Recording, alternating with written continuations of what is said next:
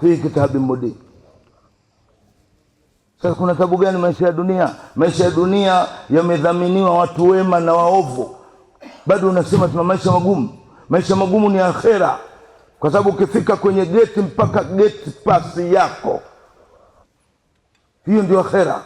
Hilo ndio ambayo tulitakiwa tulikamate sisi. Wasiwasi wa akili uwe hapo. Leo haifikiriwi akhera maskini, na ndio maana maisha yanakuwa ni vyovyote, wakati riziki ni popote, sio vyovyote. Leo imepokewa riziki ni vyovyote, hata ukifanya haramu mradi usifungwe. Sasa kumbe riziki ni popote, sio vyovyote.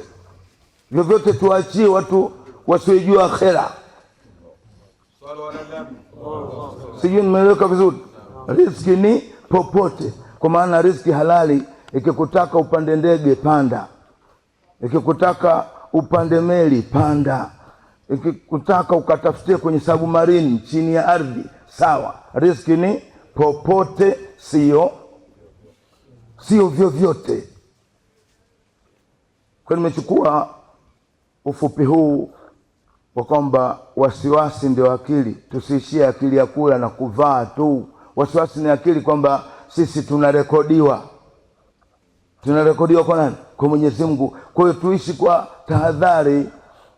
Tumeshaambiwa ad-dunya sijnu lilmu'min wal jannatu lilkafir. Dunia ndio jela kwa nani? Kwa mu'min. Lakini dunia ndio pepo kwa nani? Kwa kafiri. Kwa nini dunia inakuwa ni jela hapa duniani kwa mu'min? Kwa sababu mu'min ana uhuru wa mipaka, na dunia inakuwa ni pepo kwa kafiri, kwa sababu kafiri hapa duniani ana uhuru usiokuwa na mipaka. Hebu jikague mwenyewe, wewe unaishi kama nani? Majibu na wenyewe. Bali linsanu ala nafsihi basira walau alqa.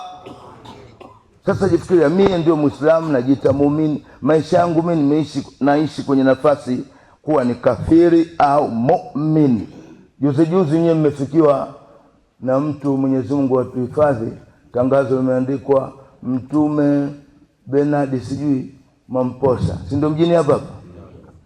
Jifikirie wewe umeitikia vipi wito huu, na mpaka leo unajiita muumini. Umeitikaje jamani?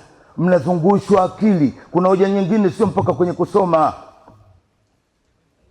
kwa sababu hospitali nyingi 99.9 Tanzania ni za Wakristo. Mnasomaje? Vituo vingi vya walemavu 99.9 vya kina nani? Wakristo. Sasa hivi havifungwi kwa jina la Yesu kupigiwa makofi. Hospitali wanazo, vituo wanavyo, kazi ya Mamposa haipatikani. Lakini kuja viwanjani, Muislamu naye anakwenda kumsikiliza, inna lillahi wa inna ilaihi rajiun, anaitwa Mtume nani? Mtume Mamposa, ndio hivyo ibadiko.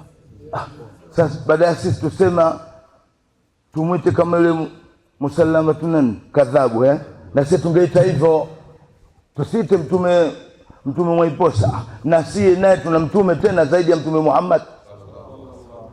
Ndio wasiwasi, ndio akili hiyo, kwenda kwa Mamposa kwa sababu kuna maji na udongo. Yaani unachezewa kama mchezo wa pia, uone unadanganywa. Sisi Waislamu tutakiwa usimame usema kama ni kweli Mamposa afunge vituo vyote vya walemavu, afunge hospitali zote, wagonjwa wote waishe, alafu watafutwe wagonjwa wengine. Hata akili una la haula. Wewe kwa Mamposa na wewe umo. Sasa wasiwasi ni akili. Turudi katika mstari, tukiwa katika msimamo wasiwasi ni akili, tutakuwa na akili za kweli. Wa ilahuna wala afwa minkum.